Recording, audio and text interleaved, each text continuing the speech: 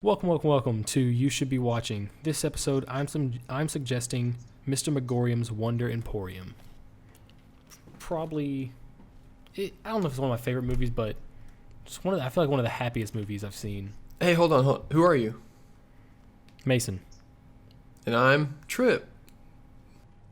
All right, look.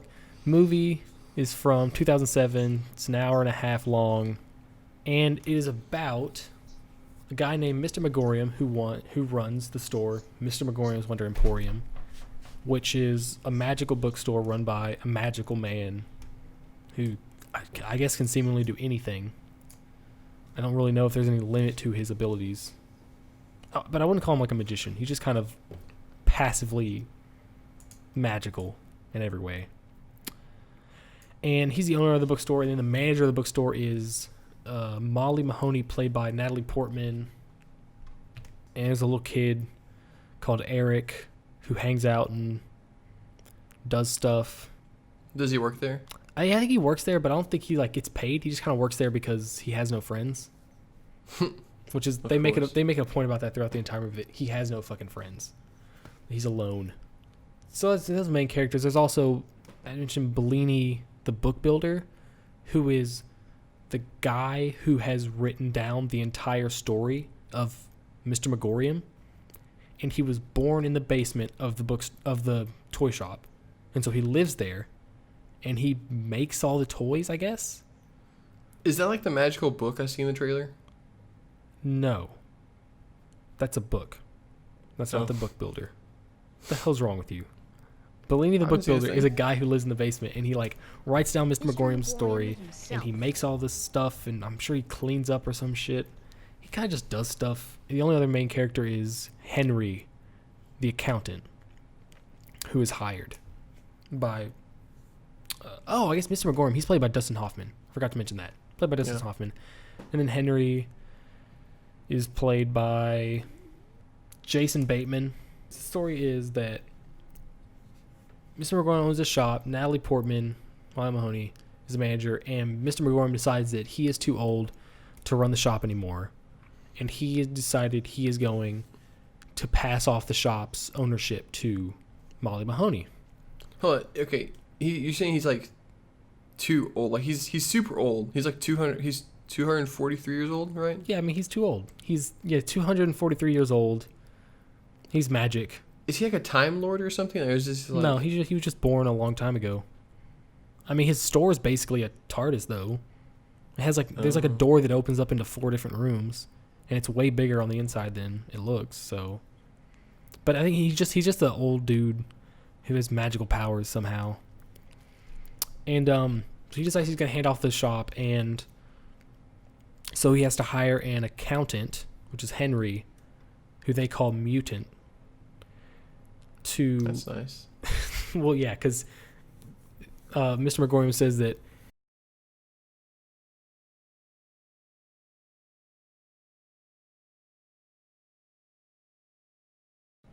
so they just call him mutant for the entirety of the movie, and he just doesn't give a shit about that. He never even mentions the fact that they're calling him mutant.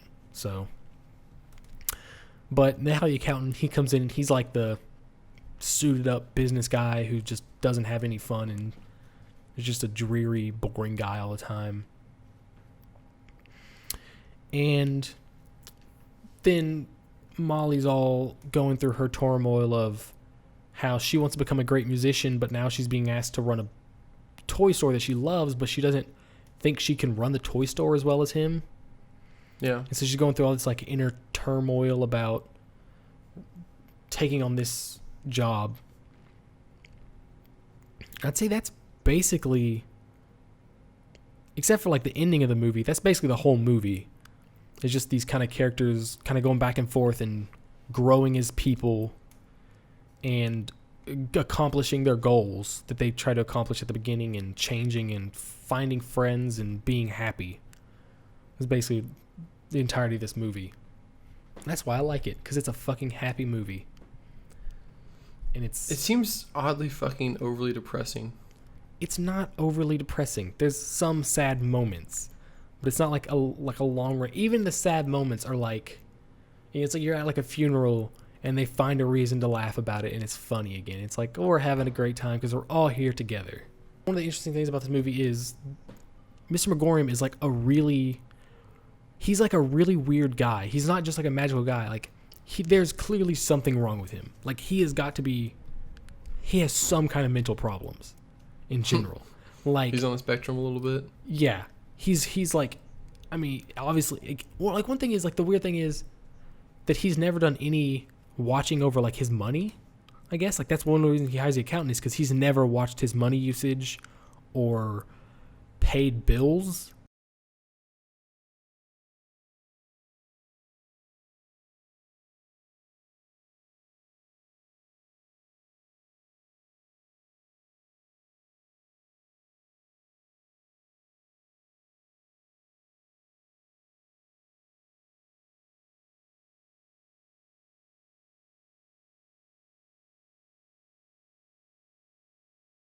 Like, he doesn't do anything. But I'm assuming it's a magical toy store, so somehow this shit gets done. Somehow. Or Bellini, the book builder, does it all. But yeah, he's like a really weird guy. Is Bellini magic? No, I think he's just a dude who lives in the basement of the bookstore. Creepy. Yeah, he looks like a strong man. He's like bald. He's like a handlebar mustache. He's like overalls on. He's a pretty legit dude. You only see him like maybe 3 times. He never talks. I think another crazy thing about this movie is that it's like a magical bookstore, the magical dude, and everybody knows it, or everybody thinks he's just a weird magician who can do magic tricks. But there's definitely a lot of people who know this is a magical bookstore, and they just kind of pass it off as like, well, yeah, I mean, it's a magical bookstore, whatever. And there's clearly like toys moving by themselves and paper airplanes that never stop flying and shit like that. And people just kind of blow over it like it's nothing. And the few times they show somebody not knowing that the store is magical and something very clearly magical happens, they're like, oh, how's that possible? And they go, oh, it's magical. Like, oh, interesting. From what I watched in the trailers, it showed like stuff acting not magical when people that weren't used to it were there or something like that. Yeah. I mean, yeah, there's a moment where they get the big book of toys, which is, I guess, supposed to be like a book that displays all the toys they have in the toy shop. And so Molly is like, oh, Leo, you're looking for a fire truck, so F for fire truck. And she opens it up, and a fire truck just pops out of nowhere on that page. And she's like, oh, here you go. And she's like, how's that possible? It's like, oh, it's a magical book. Like, cool. That's something that's okay. Okay, so sort of like, I guess these are like the final moments, I guess, almost. Like, why would you want someone to watch this? Like, is it just like a guilty pleasure almost? Is it just I would kind of say it's a sort of a guilty pleasure. Like, it doesn't have the amazing ratings. I think on Rotten Tomato it might have like a 30, but on IMDb it has a 6.2. I feel like it's just the kind of movie I saw and I was like, this is such a it just feels like a happy, playful movie, kind of. It's just kind of like, has funny characters that you enjoy watching, and there's not some crazy great story, but it's all's good and happy in the end, and I don't know, it's just a very enjoyable movie to watch, to me, obviously. It just makes you feel good in your happy places, right? Yeah, just a very happy movie to me. I'll watch it just because you're raving about it slightly. Motherfucker, we talk about it off air. You should have fucking watched it.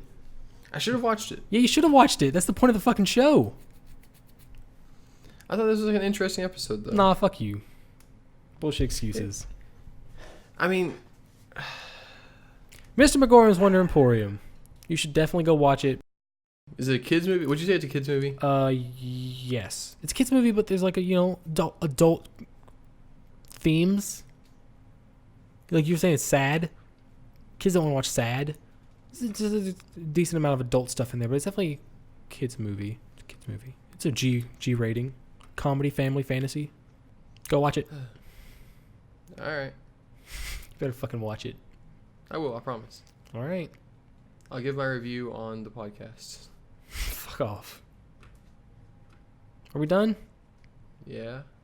All right. Bye. Bye.